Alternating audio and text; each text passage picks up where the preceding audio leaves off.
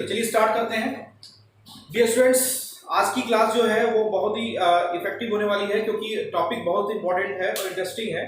और एक बार मैं पूरा बता दूं कि आज हम लोग क्या पढ़ने वाले हैं। नस्ट इक्वेशन के बारे में, गिब्स फिलोलॉजी के बारे में, इक्विलिब्रियम कांस्टेंट के बारे में, ये सब मैं आपको बता चुका। आज का जो टॉपिक है वो टॉपिक है कंडक्टेंस। नोट करिएगा, आज का जो टॉपिक हम पढ़ने चल रहे हैं वो क्या है? वो है कंडक्टेंस। हम पढ़ने चल रहे हैं कंडक्टेंस। क्या बोर्ड पे क्लियरली आपको दिख रहा है डियर स्टूडेंट्स? चलिए, कंडक्टेंस के बारे में जो अभी तक आप पढ़े हो, जो जानते हो, बहुत अच्छी बात है। कंडक्टेंस क्या होता है? अगर आपसे एक लाइन में कोई पूछे तो आप बोलोगे फ्लो ऑफ या flow of ease of electron, ease of electron, flow of ease of electron is known as conductance. हमें इलेक्ट्रॉन का फ्लो होना, जो इलेक्ट्रॉन इजी वे में फ्लो होता है, उसे क्या बोलते हैं? कंडक्टेंस। हमारे सिलेबस में दो टाइप की कंडक्टेंस है डियर स्टूडेंट्स। एक है इलेक्ट्रोलिटिक कंडक्टेंस और एक है electrical conductance. Electrical conductance depending upon matter. अगर हमारे इलेक्ट्रॉन का फ्लो, जो इलेक्ट्रॉन का फ्लो हो रहा है, वो किसी इलेक्ट्रोलाइट सॉल्यूशन में से हो रहा है, तो हमें पढ़ना है क्या? Electrolytic conductance. और अगर फ्लो ऑफ इलेक्ट्रॉन थ्रू किससे हो रहा है? वो कंडक्टर के थ्रू हो रहा है, किसी मेटल के थ्रू हो रहा है, तो उसे क्या बोलेंगे? Electrical conductance. तो conductance term is the flow of ease of electron when it occurs through electrolyte solution, then it is known as electrolytic conductance, and when it occurs through electrical conductance, then it is known as when it is occurs through conductor, then it is known as electrical conductance. हमारे syllabus में ये नहीं है dear students. ये आप physics में पढ़ोगे कि किसी कंडक्टर के थ्रू, किसी वायर के थ्रू, किसी मेटल वायर के थ्रू और इलेक्ट्रिकल कंडक्टिविटी पास होती है, तो कंडक्टेंस कैसे मेजर करते हैं, कैसे जानते हैं, वो आप फिजिक्स में पढ़ोगे। ठीक है, तो ये हमें नहीं पढ़ना। हमें क्या पढ़ना है? इलेक्ट्रोलिटिक कंडक्टेंस के बारे में पढ़ना है। क्लियर?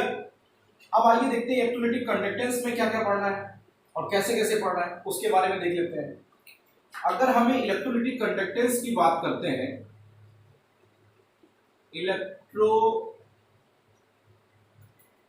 कंडक्टेंस की बात करें, तो यहां पे हमें बेसिक टर्म्स पढ़ने हैं, जिसमें कि सबसे पहले पढ़ना है Ohm's law. Ohm's law, Ohm's law से एक टॉपिक निकल के आएगा आपके लिए, रेजिस्टेंस। क्या निकल के आएगा? रेजिस्टेंस। दूसरा हमको जो पढ़ना है वो स्पेसिफिक रेजिस्टेंस पढ़ना है। स्पेसिफिक रेजिस्टेंस पढ़ना है। स्पेसिफिक रेजिस्टेंस क्या होता है? सबको पता है, वो रेजिस्टिविटी कहलाता है। क्या कहलाता है? रेजिस्टिविटी कहलाता है। तीसरा पॉइंट जो आपके सिलेबस में है डियर स्टूडेंट्स, वो है कंडक्टेंस। क्या है? कंडक्टेंस। कंडक्टेंस एनसीईआरटी में आपको जी से रिप्रेजेंट होता हुआ मिलेगा, कहीं कहीं पे सी से रिप्रेजेंट होता हुआ मिलेगा, तो कंफ्यूज मत होइएगा। कंडक्टेंस जो पढ़ना है, कंडक्टेंस हमारे सिलेबस में तीन टाइप के हैं। तो डियर स्टूडेंट्स, जो हमारे सिलेबस में कंडक्टेंस है, चलिए याद देखिए, हमारे सिलेबस में जो कंडक्टेंस है, अब कंडक्टेंस में जो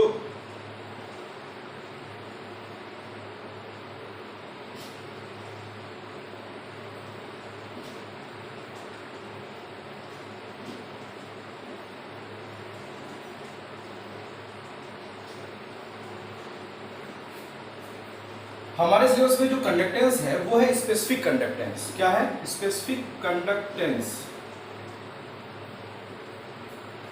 दूसरा है मोलर कंडक्टेंस और तीसरा है इक्विवेलेंट कंडक्टेंस।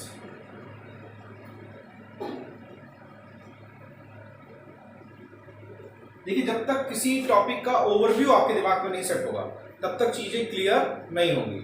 आपसे रिक्वेस्ट है डियर स्टूडेंट्स कि जितने लोग भी ग्रुप में जुड़े हुए हैं वो सभी के सभी अपने ऑडियो को ऑफ कर लें वैसे मैंने फोर्स म्यूट कर दिया है, फिर भी रिक्वेस्ट है। चलिए, तो स्पेसिफिक कंडक्टेंस, मोलर कंडक्टेंस और इक्विवेलेंट कंडक्टेंस, ये 3 टाइप के कंडक्टेंस हमको पढ़ने हैं। ये जो स्पेसिफिक कंडक्टेंस है इसको हम कहते हैं कंडक्टिविटी। क्या कहते हैं? कंडक्टिविटी कहते हैं, ठीक है। दूसरा, ये मोलर कंडक्टेंस को बोलते हैं मोलर कंडक्टिविटी। क्या बोलते हैं? Molar conductivity. कंडक्टिविटी को रिप्रेजेंट करते हैं डियर स्टूडेंट्स हम कप्पा से। किससे रिप्रेजेंट करते हैं? कप्पा, कटप्पा नहीं, कप्पा से रिप्रेजेंट करते हैं, ठीक है, कप्पा से रिप्रेजेंट करते हैं। मोलर कंडक्टेंस को हम लैम्डा, ये देखिए कैप बनाते हैं, ये कैप है, क्या है? कैप। और कैप को उल्टा कैप बनाया हुआ है, इस कैप को बोलते हैं cap M, that is lambda M. Molar conductance को या मोलर कंडक्टिविटी को हम रिप्रेजेंट करते हैं लैम्डा एम से। और दूसरा है इक्विवेलेंट कंडक्टिविटी, इसको लैम्डा इक्यू कहते हैं। तो 3 टाइप के कंडक्टेंस हमको पढ़ने हैं, स्पेसिफिक कंडक्टेंस, मोलर कंडक्टेंस और इक्विवेलेंट कंडक्टेंस। तीनों अलग अलग हैं, कैसे डिफाइन होंगे, हमें अब इसी के बारे में डिटेल में एक एक टॉपिक को पढ़ना है। हमारे जो सिलेबस में जो इंपॉर्टेंट है इस टॉपिक से, कुछ बेसिक न्यूमेरिकल्स हैं जो कि कंडक्टेंस टर्म से आते हैं। दूसरा सबसे ज्यादा इंपॉर्टेंट न्यूमेरिकल्स कंडक्टिविटी टॉपिक से आता है, मैं 1-2 आपसे पूछ भी चुका हूं। मोलर कंडक्टेंस टॉपिक से आता है। तो सबसे ज्यादा इंपॉर्टेंट हमारे लिए यही 2 टर्म है जो सबसे ज्यादा आपको पढ़ने हैं, ठीक है। जब हम इसको पढ़ लेंगे डियर स्टूडेंट्स, तो हमें क्या चीजों को ऑब्जर्व करना है? हमें ऑब्जर्व करना है कि कंडक्टिविटी पे और मोलर कंडक्टिविटी पे ध्यान दीजिएगा, वर्ड्स को ध्यान दीजिएगा। कंडक्टिविटी पे और मोलर कंडक्टिविटी पे what is the effect of dilution on conductivity and molar conductivity, यही बेसिकली हमको पढ़ना है। तो आइए स्टार्ट करते हैं डियर स्टूडेंट्स कि कंडक्टिविटी और मोलर कंडक्टिविटी पे क्या इफेक्ट पड़ता है। बाकी ये बेसिक चीजों को देख लेते हैं जल्दी जल्दी। आइए, इसको आप मैं बहुत ही फास्टली इसको चलूंगा, थोड़ा ध्यान दे दीजिएगा, थोड़ा सा फास्टली चलेंगे, अदरवाइज चीजें क्लियर नहीं होंगी।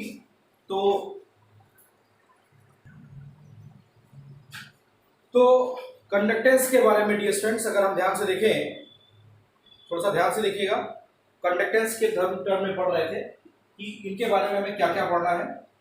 तो कैसे पढ़ेंगे, आइए एक बार ध्यान से देखते हैं। सबसे पहले ओम्स लॉ के बारे में देखते हैं। सभी लोग जानते हो ओम्स लॉ के बारे में, किसी को मुझे बताने की जरूरत नहीं है। मोस्ट ऑफ द स्टूडेंट्स मुझे लगता है जानते हैं कि ओम्स लॉ क्या है, ठीक है, फिजिक्स में सभी लोग पढ़े हो।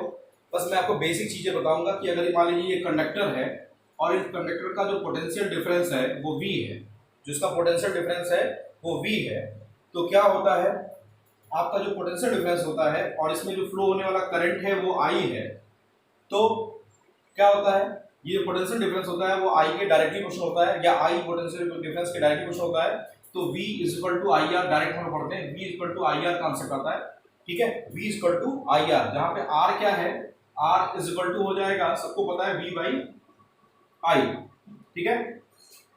तो अगर किसी कंडक्टर में, अगर मान लीजिए कि इस कंडक्टर का जो करंट इसमें पास हो रहा है I की वैल्यू मैं 1 एम्पियर कर दूं, 1 एम्पियर की कर दूं, तो इसका पोटेंशियल डिफरेंस जो होगा वो रेजिस्टेंस के क्या हो जाएगा, बराबर होगा। रेजिस्टेंस पोटेंशियल डिफरेंस के कब बराबर होता है, ये क्वेश्चन बनता है, when resistance becomes equal to the potential difference. Physics में आप पढ़े होंगे आई होप। तो रेजिस्टेंस पोटेंशियल डिफरेंस के बराबर हो सकता है कि व्हेन क्या हो जाए, I की वैल्यू 1 एम्पियर हो जाए, जो करंट पास हो रहा है वो कितना हो जाए, 1 एम्पियर हो जाए, तो अपने आप चीजें क्लियरिफाई हो जाएंगी, ठीक है।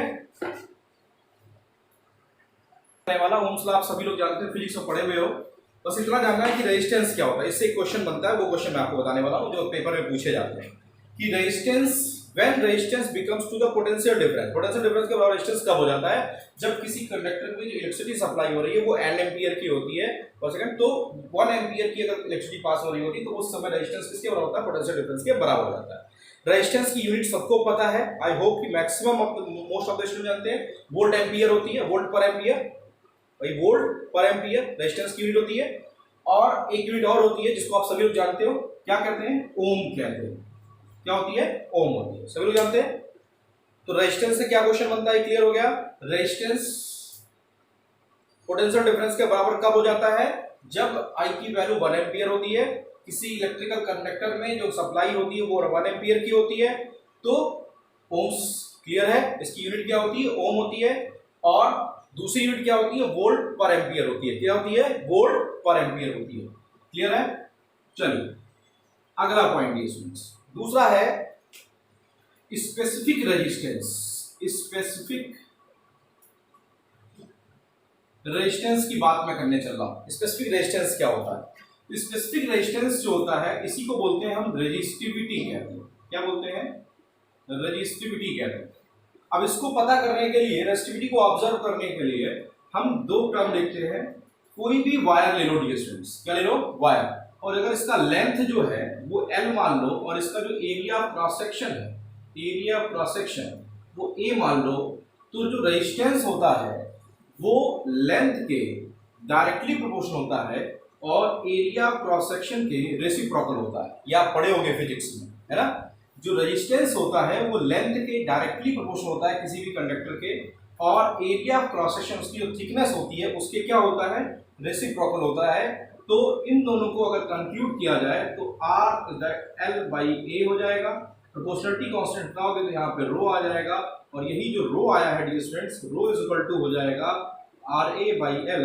This is known as resistivity. तो resistivity is equal to resistance multiplied by area of cross section upon length of the wire, the length of the conductor. ठीक है, तो रेजिस्टिविटी क्या होती है? क्लियर हो गया?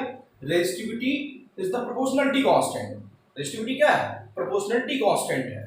कहां से आता है? When we derive the relationship between with the help of resistance, conductor length and its area of cross section, then resistivity term arises. Resistivity term आता है। तो रेजिस्टिविटी कैलकुलेट करने का formula, resistivity is equal to होता है resistance multiplied by area of cross section upon length of the wire. इसको multiply कर दोगे आपकी रो की वैल्यू निकल जाएगी। अच्छा, इसकी यूनिट क्या हो जाएगी? इसकी यूनिट अभी आप पढ़े हो ओम। इसकी जो हो जाएगी थिकनेस मान लेते हैं सेंटीमीटर स्क्वायर, अपॉन लेंथ की यूनिट क्या होती है? सेंटीमीटर। कैंसिल हो गया तो क्या हो गई यूनिट? ओम सेंटीमीटर, ओम सेंटीमीटर, या कहीं कहीं आपको लिखा हुआ मिलेगा ओम मीटर। तो कंफ्यूज मत होइएगा, जो आपकी रेजिस्टिविटी की यूनिट होती है वो ओम मीटर या ओम सेंटीमीटर होती है। क्लियर है? तो रेजिस्टिविटी की यूनिट क्लियर हो गई डियर स्टूडेंट्स। आई होप कि रेजिस्टिविटी की यूनिट आपको एकदम से क्लियर हो गई होगी। रेजिस्टिविटी की यूनिट क्लियर है? चलिए अगले टॉपिक पे चलते हैं। ये सब बहुत छोटे टॉपिक है, तो बस एक बार ध्यान दो, आगे बढ़ लो। ठीक है, स्पेसिफिक रेजिस्टेंस क्या होता है? यहाँ एक डिफिनीशन देख लेते हैं, रुक करके देख लेते हैं डिफिनीशन। अगर हम ये मान लें कि रेजिस्टिविटी की डिफिनीशन अगर आपसे कोई पूछ ले, मान लीजिए कि रेजिस्टिविटी की डिफिनीशन क्या होती है, तो आप खुद ही डिराइव कराए होगे। फिजिक्स में सर ने बताया भी होगा टीआर सर ने कि फिजिक्स की डिफिनीशन रेजिस्टिविटी की क्या होती है। तो आपने पढ़ा होगा कि अगर ये जो लेंथ ऑफ द वायर है, ये एरिया हम 1 सेंटीमीटर स्क्वायर मान लें इसका, ठीक, लेंथ क्रॉस सेक्शन, इसकी area of cross section 1 centimetre square, और लेंथ मान लें कि इसकी 1 सेंटीमीटर है, तो क्या हो जाएगा? इन दोनों की वैल्यू 1 रख दोगे तो क्या हो जाएगा? साफ साफ दिखा रहा है कि रो जो हो जाएगा रेजिस्टेंस के बराबर हो जाएगा। मतलब स्पेसिफिक रेजिस्टेंस या specific resistivity becomes equal to specific resistivity, or resistivity becomes equal to the resistance। इसके बराबर हो जाएगा, रेजिस्टेंस के इक्वल हो जाता है। कैसे होता है? रेजिस्टेंस के इक्वल हो जाता है। कब? जब किसी कंडक्टर के या वायर का जो लेंथ होता है वो 1 सेंटीमीटर और उसका एरिया ऑफ क्रॉस सेक्शन कितना होता है? 1 सेंटीमीटर स्क्वायर होता है। If a conductor shows length is equal to 1 centimeter and its area of cross section is 1 centimeter square, then specific resistance becomes equal to the resistance। ये assertion reason में question पूछा जा सकता है dear student. Assertion और reason में ये question पूछा सकता है कि किस कंडीशन में स्पेसिफिक रेजिस्टेंस के बराबर हो जाएगा। तो स्पेसिफिक रेजिस्टेंस के बराबर होता है जब हमारे कंडक्टर या वायर की जो लेंथ होती है वो 1 सेंटीमीटर या 1 मीटर और उसका area of cross section 1 centimetre square होता है। उस कंडीशन में रेजिस्टिविटी स्पेसिफिक रेजिस्टेंस के बराबर हो जाता है या रेजिस्टिविटी के बराबर हो जाता है। इस पॉइंट को नोट करिएगा डियर स्टूडेंट। ठीक है, तो स्पेसिफिक रेजिस्टेंस क्लियर हो गया। चलिए अगला पॉइंट आता है कंडक्टेंस। अगला पॉइंट क्या है डियर स्टूडेंट्स? कंडक्टेंस की बात करते हैं। कंडक्टेंस क्या होता है सबको पता है, बहुत ही आसान है। Reciprocal of the resistance is known as conductance, या flow of ease of current is known as conductance. Electricity का पास होना कंडक्टेंस कहलाता है, ठीक, या reciprocal of conductance, reciprocal of resistance. तो आप अभी पढ़े हो कि इसको G से रिप्रेजेंट कर सकते हैं या C से रिप्रेजेंट करते हैं। ये किसके रेसिप्रोकल होता है? रेजिस्टेंस के रेसिप्रोकल होता है। ये ध्यान देंगे, जरा ध्यान दीजिएगा कि G जो होता है या C जो होता है इसको बोलते हैं कंडक्टेंस और it is the reciprocal of resistance. मतलब रेजिस्टेंस की वैल्यू जितनी ज्यादा होगी कंडक्टेंस क्या हो जाएगा? उतना ही कम हो जाएगा, या कंडक्टेंस अगर ज्यादा है तो रेजिस्टेंस कम हो जाता है।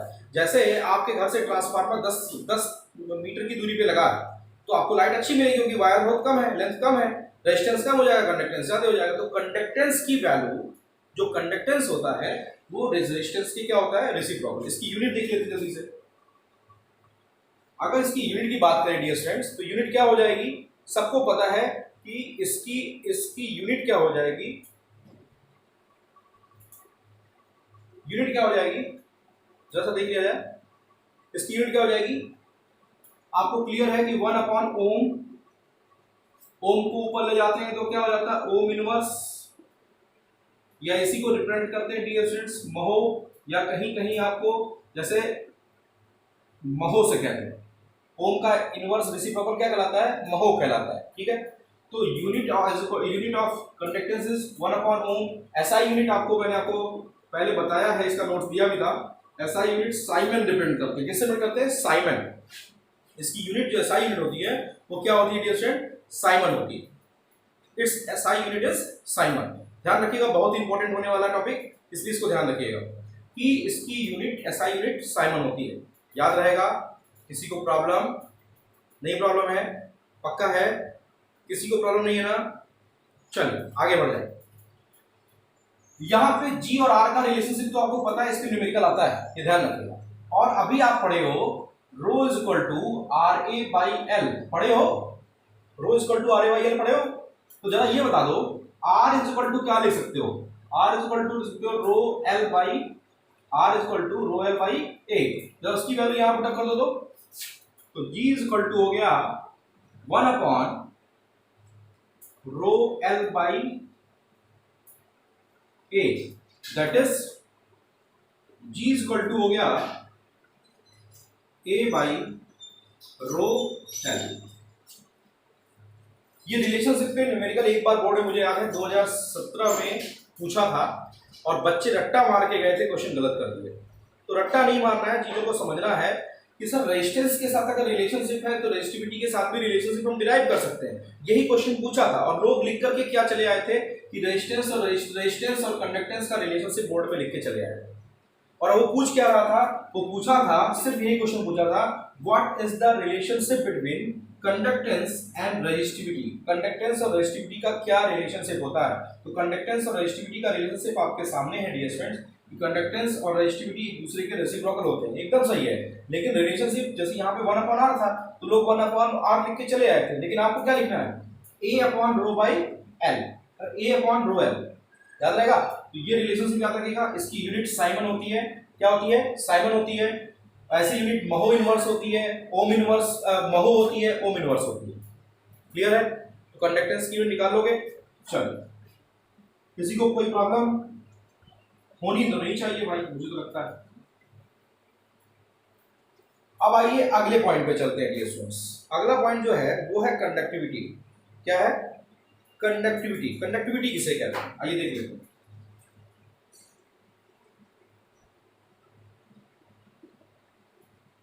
कंडक्टिविटी कह लो या स्पेसिफिक कंडक्टेंस कह लो।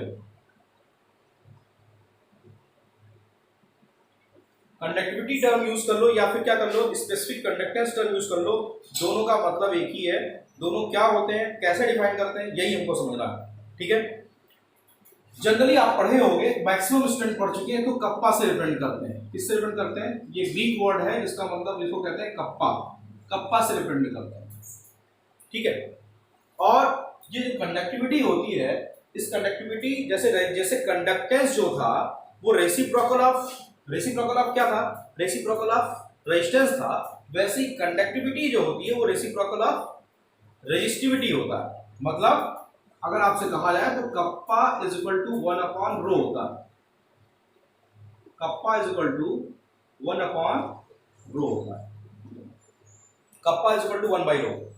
ठीक है, ये फिक्स डिफिनीशन, बहुत परेशान होने की जरूरत नहीं है। Conductivity is defined as the reciprocal of resistivity, reciprocal of specific resistance. ठीक है, इसी को थोड़ा सा मॉडिफाई करते हैं। आप पढ़े हो rho equal to R A by L, नहीं पढ़े हो? वही वैल्यू यहाँ पुटअप कर दो, तो कप्पा इक्वल टू क्या आ गया? कप्पा इक्वल टू हो गया आपके सामने है 1 upon R A by L. आ गया नहीं आ गया? 1 upon R A by L आया कि नहीं आया? आ गया। तो कप्पा इक्वल टू हो गया L by R into A, ये हो गया kappa equal to L upon R into A. इसी को और थोड़ा सा मॉडिफाई करो, kappa equal to 1 by R into L by A. नहीं आ रहा है? Kappa equal to 1 by R. 1 by R क्या होता है जल्दी बताओ? 1 बाई आर कंडक्टेंस। अभी पढ़े हो? पढ़े हो ना भाई? निकाल दो वैल्यू, क्या आ गया? Kappa equal to conductance into L by A. ये रिलेशनशिप बोर्ड में कई बार पूछा गया है। रिलेशनशिप पूछता है, नोट करिएगा, what is the relationship between conductivity and conductance. Conductivity और कंडक्टेंस में क्या रिलेशनशिप होता है? डिराइव इट, ऐसे क्वेश्चन पूछता है। तो कंडक्टिविटी और कंडक्टेंस में रिलेशनशिप आप लिखोगे, conductivity is defined as the resistance the reciprocal of the resistivity, value रखोगे। फिर रो की वैल्यू आपको पता है आर ए बाई एल, ये वैल्यू उठा के यहाँ पुटअप कर दो। ये क्या आ गया? 1 by R into L by A. ये वैल्यू उठा करके यहाँ पुटअप कर दो, तो 1 बाई आर किसके बराबर होता है? 1 वी नो दैट कि 1 by R is equal to, ये G equal to 1 by R होता है कंडक्टेंस। तो kappa conductivity equal to conductance into L by A. अब यहीं से डिफिनीशन आपको बताऊंगा कंडक्टिविटी की डिफिनीशन। कंडक्टिविटी की डिफिनीशन असर्शन रीजन में पूछी जाती है डियर स्टूडेंट्स। कंडक्टिविटी की डिफिनीशन असर्शन रीजन टॉपिक में पूछी जा सकती है आपसे, इस बात को ध्यान दीजिएगा। कैसे डिफाइन करोगे जल्दी बताओ? फिर मान लेंगे कि मान लीजिए ये कंडक्टर है, इसकी जो लेंथ है वो 1 सेंटीमीटर है और इसका जो एरिया क्रॉस सेक्शन है वो कितना है? 1 सेंटीमीटर स्क्वायर है। तो 1 सेंटीमीटर स्क्वायर है तो कोई प्रॉब्लम है? मुझे लगता है आपको प्रॉब्लम होगी। तो सीधी बात, अगर ये कंडीशन फॉलो हुई तो कप्पा किसके बराबर हो गया? जी के बराबर होगा, नहीं हो गया? अब एक question, write down the condition, बात करिएगा, write down the condition when conductivity becomes equal to conductance. Conductivity conductance के बराबर हो जाती है, वो कौन सी कंडीशन है जल्दी से बताइए? तो कंडक्टिविटी कंडक्टेंस के बराबर हो जाती है, वो कंडीशन क्या है डियर स्टूडेंट्स? वो कंडक्टिविटी की जो कंडक्शन है वो है कि अगर किसी कंडक्टर की या किसी इलेक्ट्रोलाइट सॉल्यूशन में जिसमें कि वो इलेक्ट्रोलाइट सॉल्यूशन प्रेजेंट है, उसकी जो लेंथ है वो कितनी है?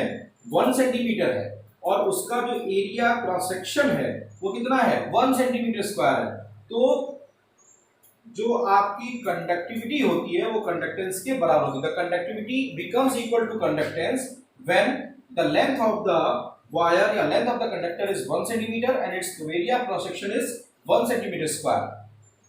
तो किसी भी वायर की अगर एरिया क्रॉस सेक्शन 1 सेंटीमीटर है और एरिया स्क्वायर है और लेंथ कितनी है? 1 सेंटीमीटर है, तो कंडक्टिविटी कंडक्टेंस के बराबर हो जाती है। मार्क करिएगा डियर स्टूडेंट्स, ये सब मैं आपको इवनिंग में आपसे क्वेश्चन पुट करूंगा, तो ध्यान रहना चाहिए इन सब बातों का कि कंडक्टिविटी कंडक्टेंस के बराबर कब हो जाती है, याद रहेगा। एक चीज और डियर स्टूडेंट्स, ये तो वायर के या कंडक्टर के टर्म में डिफिनीशन हो गई, तो कंडक्टिविटी की डिफिनीशन डिफाइन कर लोगे, मुझे लगता है कि डिफिनीशन में कोई प्रॉब्लम नहीं आएगी। कंडक्टिविटी की डिफिनीशन आपके सामने फिर से बोल देता हूं, conductivity of a substance becomes equal to the conductance of the substance when its length is 1 centimeter and its area of cross section is 1 centimeter square with respect to conductor। ये definition सही है, लेकिन ये relationship ध्यान रखिएगा, बहुत ही important है relationship conductivity और कंडक्टेंस का। एक रिलेशनशिप और पूछा जाता है, जानते क्या? वो रिलेशनशिप पूछता है कि ये है कंडक्टिविटी, कंडक्टेंस और सेल कांस्टेंट। ये नया टर्म कहां से आ गया सर? तो कहीं बाहर से नहीं आया है, यही अभी पढ़ने चल रहे हैं। सेल कांस्टेंट देखिए भाई, वायर था तब तो उसकी लेंथ देख लिए, उसका एरिया क्रॉस सेक्शन देख लिए, लेकिन अगर इलेक्ट्रोलाइट सॉल्यूशन होगा तब क्या करोगे भाई? इलेक्ट्रोलाइट सॉल्यूशन होगा तब क्या करोगे? तो सिंपल सी बात है सर, अगर इलेक्ट्रोलाइट सॉल्यूशन होगा तो उसको मेजर करने के लिए कोई इलेक्ट्रोलाइटिक कंडक्टिविटी सेल आएगा। क्या आएगा? कंडक्टिविटी सेल आएगा।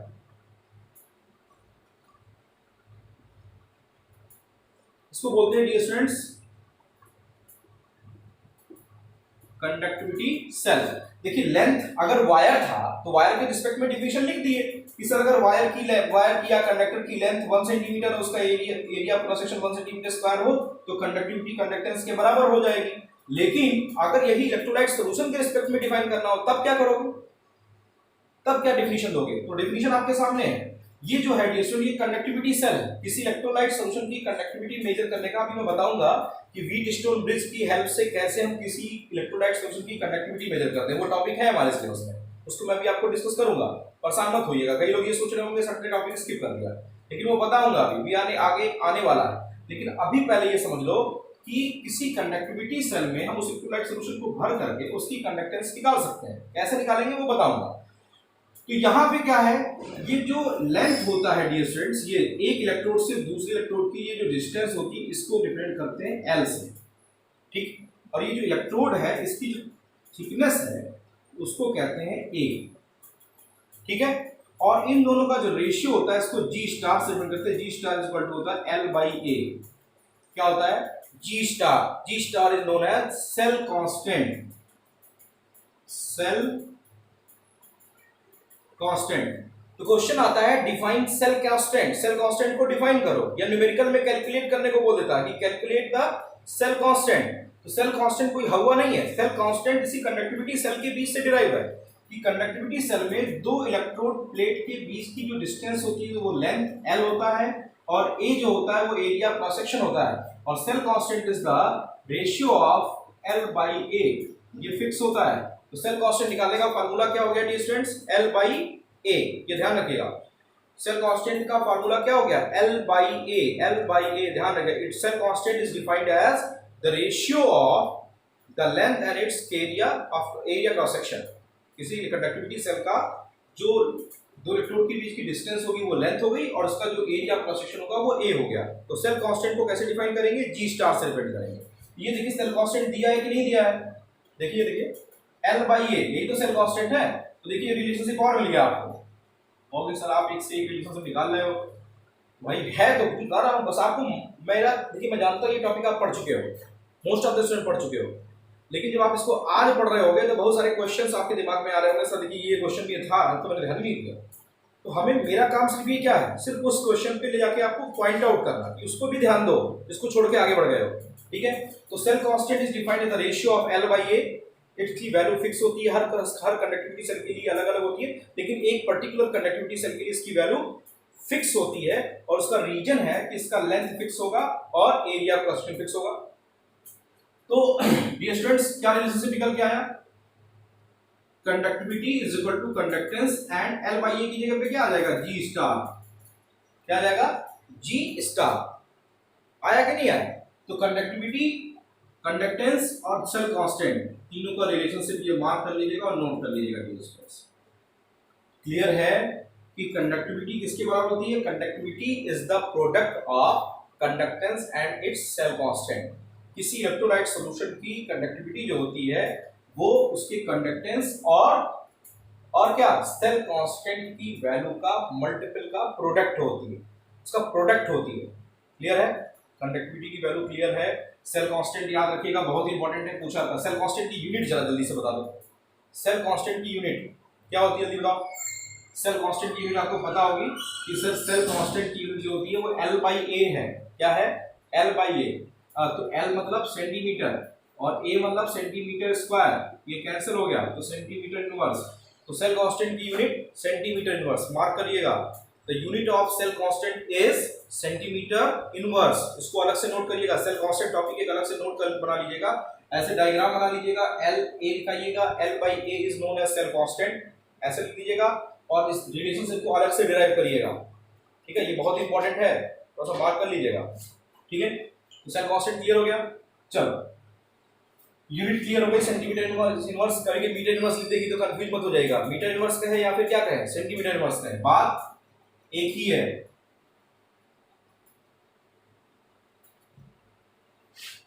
अच्छा, अब यूनिट ऑफ कप्पा क्या हो जाएगा?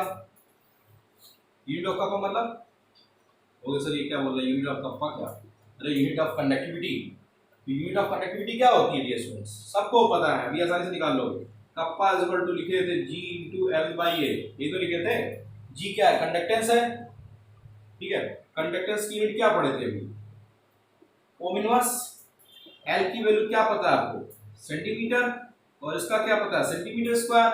ये कैंसिल हो गया, तो ओम इनवर्स सेंटीमीटर इनवर्स, ये किसकी यूनिट हो जाएगी, यूनिट ऑफ कप्पा।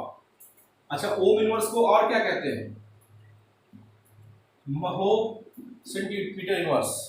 और क्या कह सकते हैं, ओम इनवर्स को आप बताइए क्या बोले थे, साइमन बोले थे नहीं बोले थे, तो साइमन सेंटीमीटर इनवर्स, ये भी यूनिट हो गई। तो चाहे ये यूनिट दे, चाहे ये यूनिट दे, चाहे ये यूनिट दे, या फिर ऐसे भी हो सकता है साइमन मीटर इनवर्स, ये भी हो सकता है। तो siemens centimetre inverse, siemens metre inverse, mho centimetre inverse, ohm inverse, centimetre inverse, सारी यूनिट होती है। समझ में आ गया, ओम इनवर्स को ही तो महो कहते हैं और महो को ही साइमन कहते हैं, बताया भी आपको मैंने। क्लियर है, किसी को problem dear students, I hope कि टॉपिक क्लियर हो गया होगा। तो कंडक्टिविटी में आपको कंडक्टिविटी की डिफिनीशन देखनी है, क्लियर। कंडक्टिविटी और रेजिस्टिविटी का रिलेशनशिप पे न्यूमेरिकल आता है, कंडक्टिविटी और कंडक्टेंस के रिलेशनशिप पे न्यूमेरिकल आता है, डिराइव करने के लिए आता है। डिराइव आप बोर्ड का पेपर उठा के देखो 10 ईयर शॉर्ट में देखोगे कि कंडक्टिविटी का क्या रिलेशनशिप है विद रिस्पेक्ट टू कंडक्टेंस, ठीक है। आप रिलेशनशिप डिराइव करके देख लो। मैं आपको पहले भी कह चुका हूं और फिर कह रहा हूं कि अगर आप 10 ईयर शॉर्ट नहीं लगा रहे हो तो आप अपने साथ बहुत बड़ा ब्लाइंड मजाक कर रहे हो। अगर 10 ईयर शॉर्ट नहीं लगा रहे हो तो बहुत बड़ा ब्लाइंड मजाक कर रहे हो। कहीं ऐसा ना हो कि आईआईटी और नीट के चक्कर में बोर्ड को ले भी, तो इसलिए अभी भी समय है डियर स्टूडेंट, एनसीईआरटी को पेंसिल से पढ़ाई करिए। मुझे उस दिन वो टॉपिक बहुत अच्छा लगा, किसी बच्चे ने बोला कि inert electrode, sir inert electrode का काम प्लैटिनम एंड गोल्ड करता है। मुझे लगा कि बच्चे ने एनसीईआरटी पढ़ा तो कम से कम, तभी तो मुझसे क्वेश्चन कर पाया, नहीं पढ़ता तो नहीं पूछता। तो ऐसे ही छोटे छोटे क्वेश्चन हो सकता है कभी मुझसे छूट जाए, कभी आपसे छूट जाए, तो डिस्कशन करने के लिए एनसीईआरटी पढ़िए डियर स्टूडेंट्स। एनसीईआरटी नहीं पढ़ोगे तो चीज़ें क्लियर नहीं होंगी, बस चीज़ों को रट्टा मार करके आगे बढ़ जाओगे। तो रिक्वेस्ट है कि एनसीईआरटी फॉलो करिए, लाइन बाय लाइन पढ़िए, और एनसीईआरटी इंडेक्स, एक्सरसाइज और 10 ईयर शॉर्ट अगर ये नहीं लगाए हो, 2 चैप्टर खत्म हो गए थे, उनके क्वेश्चन लगा लेने चाहिए। तीसरा चैप्टर लगभग खत्म होने वाला है, अब हमें बस वेरिएशंस पढ़ने हैं और एक पढ़ना है प्रोडक्ट ऑफ इलेक्ट्रोलिसिस और एक इलेक्ट्रो वो क्या कहते हैं फेराडे लॉ, बस, क्योंकि उधर सेकंड पार्ट तो हमारे सिलेबस में है नहीं, ये चैप्टर भी खत्म हो जाएगा। तो ये चीज़ों को थोड़ा सा रिक्वेस्ट है आपसे कि चीज़ों को फोकस करके पढ़ाई स्टार्ट कर दीजिए। अभी भी नहीं कर रहे हैं तो करना शुरू कर दीजिए। और ये सिर्फ केमिस्ट्री के लिए नहीं है, ये फिजिक्स के लिए भी है, बायो के लिए भी है, और भी चीज़ों के लिए। फिजिक्स में भी आपके साथ यही होगा, आपको लगेगा कि सभी चीज़ें आ रही हैं, लेकिन जब 10 ईयर शॉर्ट लगाने बैठोगे तो चीज़ें उड़ जाएंगी। बायो में भी ऐसा ही होगा। तो रिक्वेस्ट है कि जब 10 ईयर शॉर्ट लगाओगे तो वे ऑफ क्वेश्चनिंग पता चलती है। मैं तो पूरा प्रयास करता हूँ कि वे ऑफ क्वेश्चन में यही एक्सप्लेन कर दूँ, लेकिन फिर भी ये आपसे रिक्वेस्ट है कि 10 ईयर शॉर्ट लगाइए। नहीं लगाएंगे तो लास्ट मोमेंट पे 10 ईयर शॉर्ट नहीं लग पाएगा। आप गलत फहमी में मत रहिए। 10 ईयर शॉर्ट फिजिक्स का, केमिस्ट्री का, बायो का, मैथ का लगाते रहिए। चैप्टर वाइज जितना डेली टॉपिक खत्म होता जाए उसको कवर करते चलिए। और मेरा वो स्लोगन हमेशा याद रखिए, every day is the board exam day. नहीं फोकस करेंगे, सिलेबस का क्या है यार, सिलेबस तो टाइम से खत्म हो जाएगा। आज स्लो है, कल फास्ट हो जाएगा। संडे वाली क्लास में हम लोग दे ही रहे हैं। अब मैं सेकंड बुक स्टार्ट करने वाला हूँ, ये थर्ड चैप्टर खत्म होगा, उसके बाद फ्राइडे सैटरडे और संडे, फ्राइडे सैटरडे संडे, जब तक स्कूल नहीं खुल रहे हैं तब तक फ्राइडे सैटरडे संडे ये सेकंड बुक चलाऊंगा, बाकी 4 दिन फर्स्ट बुक चलाता रहूंगा। तो चीज़ें तो खत्म हो जाएंगी, क्योंकि सेकंड बुक में तो 5 चैप्टर हैं, उसके लिए बहुत परेशान होने की जरूरत नहीं है। बस जितना खत्म किए हो उसको अच्छे से खत्म करो, नहीं तो कोई फायदा नहीं पाओगे। तो कंडक्टिविटी का टॉपिक आपको आई होप कि क्लियर हो गया होगा डियर स्टूडेंट्स, किसी को कोई डाउट्स नहीं होगा। कल मैं measurement of the conductance of electrolyte solution पढ़ाऊंगा टॉपिक, और साथ ही साथ variation of conductivity with dilution पढ़ाऊंगा, मोलर कंडक्टिविटी पढ़ाऊंगा। कल का पूरा वीडियो लेक्चर आपका ये टॉपिक खत्म कर देगा। और परसों की लाइव क्लास में हम लोग प्रोडक्ट ऑफ इलेक्ट्रोलिसिस और फैराडे लॉ पढ़ लेंगे। आई होप अगर आपका पूरा सहयोग और मेरा थोड़ा सा प्रयास रहेगा तो हम लोग इसी वीक क्या फ्राइडे तक, हाँ फ्राइडे से नया चैप्टर स्टार्ट करने वाले हैं। फ्राइडे से 4th चैप्टर लोग स्टार्ट करेंगे, ठीक है।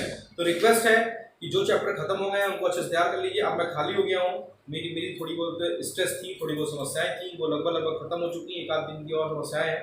उसके बाद हम लोग सिर्फ और सिर्फ एक चीज़ पे फोकस करेंगे कि हमारा जो चैप्टर खत्म हो चुका है उसके टेस्ट नहीं हो पा रहे हैं, तो टेस्ट प्रयास करूंगा इस संडे नहीं, नेक्स्ट संडे फर्स्ट चैप्टर का जो मैंने बोल रखा था 70 मार्क्स का पेपर, वो इस संडे नहीं, नेक्स्ट संडे को हम लोग जरूर लेंगे टेस्ट, ठीक है। तो फर्स्ट चैप्टर कंप्लीटली एनसीईआरटी इन टेक्स्ट एक्सरसाइज 10 years से लगा के कंप्लीट रखो।